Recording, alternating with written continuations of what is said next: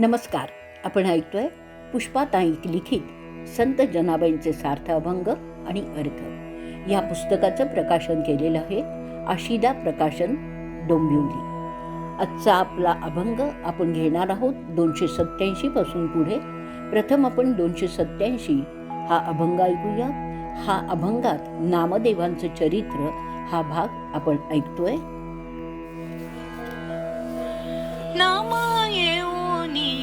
पाहे आजी कौतुक दिसत आहे, व्रत निवेदी राजाई लागे नाम याचे पायी. नाम म्हणे या द्रव्यासी आम्ही नातळो मानसी. वेदी बोलवा ब्राह्मण करू आता संतर्पण. हाती टाळ दिंडी गान हेची अमुचे सर्वधन. ऐसे आश्चर्य देखोनी जनी हसतसे मनी. जनी हसतसे मनी. जनी हसतसे मनी. आज नामदेव घरी येताच त्यांना नमल वाटलं. नामदेवांच्या पाया पडून त्यांची पत्नी राजाई ही त्यांना व्रत सांगत होती. ज्या ठिकाणी व्रत मांडलेलं होतं तिथल्या द्रव्याकडे पाहून नामदेव म्हणाले की आम्ही मनाने हे त्याला स्पर्शही करणार नाही. आत्ताच्या आत्ता ब्राह्मणांना हे द्रव्य द्या आणि त्या ब्राह्मणाला हे द्रव्य देऊन आपण त्याला तृप्त करू. आमचं खरं धन हातीटाळ आणि दिंडीचं गाणं हेच आहे. अशा प्रकारचं नामदेवांचं बोलणं ऐकून राजाईला आश्चर्य वाटलं आणि जनीला मात्र मनात हसू आलं. पुढचा अभंग ऐकूया 288. करुणी आरती नामाला घरा प्रती तेने धरी येले व्रता. अन्न न घ्यावे सर्वथा ऐसा जाणोनी याने अनुभवी पुरुषोत्तम. आषाढी एकादशी विप्रवेशे ऋषिकेशी. आला नाम याचे सदनी नाम गायदासी जनी. आला नाम याचे सदनी नाम गायदासी जनी. अर्थ: नामदेव पांडुरंगांची आरती करून घरी आले. अन्न ग्रहण करायचं नाही असं व्रत धरलं. हे व्रत अनुभवी पुरुषोत्तम मास पांडुरंगाला कळलं. आषाढी एकादशीला ब्राह्मणाचा वेश घेऊन ऋषिकेशी पांडुरंग नामयाच्या घरी आले. त्यावेळी दासी जनी नामगान करत होती. पुढचा अभंग ऐकूयात 289. नमुनी ब्राह्मण म्हणे मज द्यावे अन्न. नामा म्हणे एकादशी इच्छित द्यावे फराळासी. अन्ना वाचून आता मज नको रे सर्वथा. हातापायांची बेगडी विप्रे घातली मुरकुंडी. जीव सोडी चक्रपाणी म्हणे नामयाची जनी. जीव सोडी चक्रपाणी म्हणे नामयाची जनी. पांडुरंगाने ब्राह्मण रूप धारण करून अन्नाची मागणी नामदेवांच्या जवळ केली. तेव्हा नामदेव म्हणाले, आज आषाढी एकादशी असल्यामुळे तुमच्या इच्छेप्रमाणे फराळ करावा. त्यावर ब्राह्मण म्हणाला, मला अन्ना वाचून दुसरं काहीच नकोय. आणि त्या ब्राह्मणाने हातापायांची दिखाऊ खोटी खोटी मुरकुंडी केली. हातपाय आखडून घेतले, शरीराचा संकोच केला. अरे अरे चक्रपाणी, ब्राह्मणाने जीव सोडला रे सोडला, असं त्यावेळी नामयाची जनी म्हणाली. पुढचा अभंग 290. जन समुदाय मिळाला धिक्कारिती नामयाला.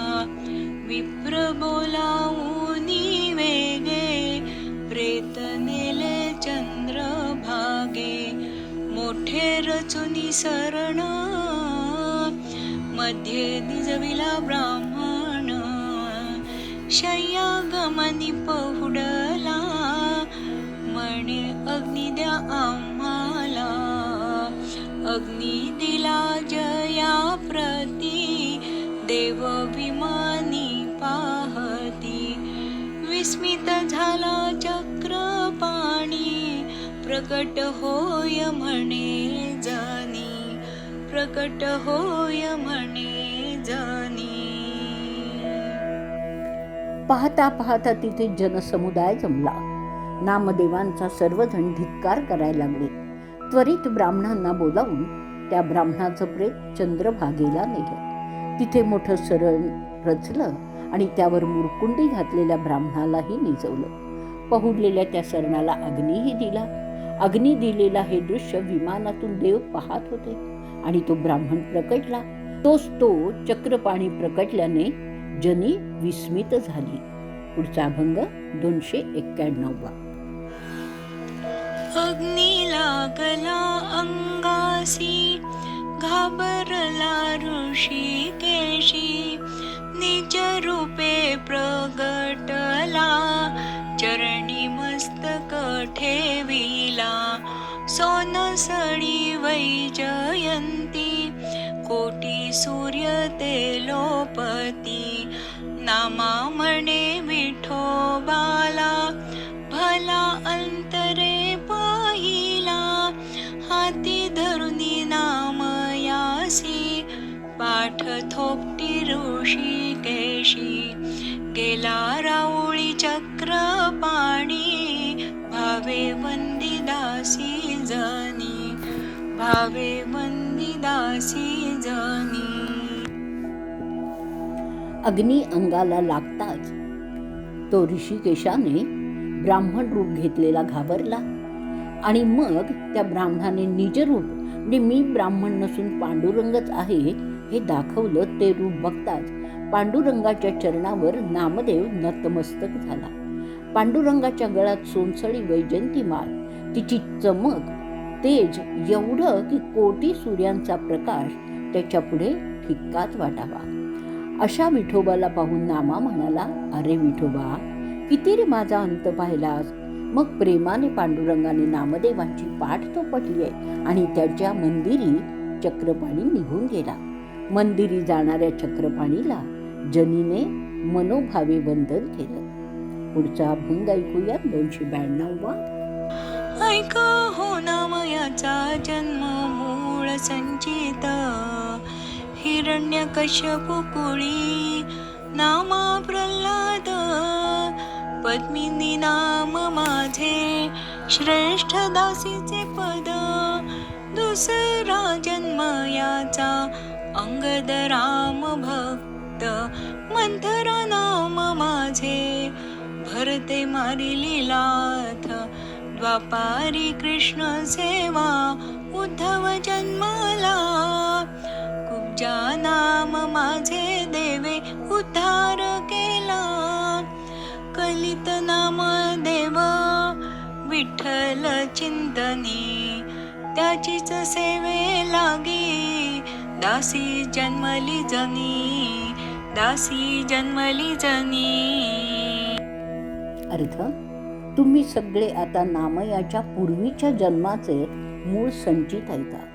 हिरण्यकश्यपूच्या कुळात नामा याचा प्रल्हाद म्हणून जन्म झाला आणि त्यावेळी मी पद्मिनी नावाची श्रेष्ठ दासी म्हणून जन्माला आले होते. रामावतारात रामभक्त अंगद म्हणून हा नामा जन्मला. त्यावेळी मी मंथरा नावाची दासी होते. भरताने मला लाथ मारून त्यावेळी माझा उद्धार केला. द्वापार युगातील कृष्णावतारात नामदेव उद्धव म्हणून जन्मला, तर कुब्जा म्हणून मी जन्माला आले होते. त्यावेळी कृष्णानेच माझा उद्धार केला. कलियुगात नामदेव या नामाने जन्माला आला आणि विठ्ठल चिंतनातच रमला आणि त्याचीच दासी सेवा करण्यासाठी ह्या दासी जनीचा जन्म झाला. आजचा हा भाग आणि हे प्रकरणही आपण इथे संपवणार आहोत. जय जय राम कृष्ण हरी.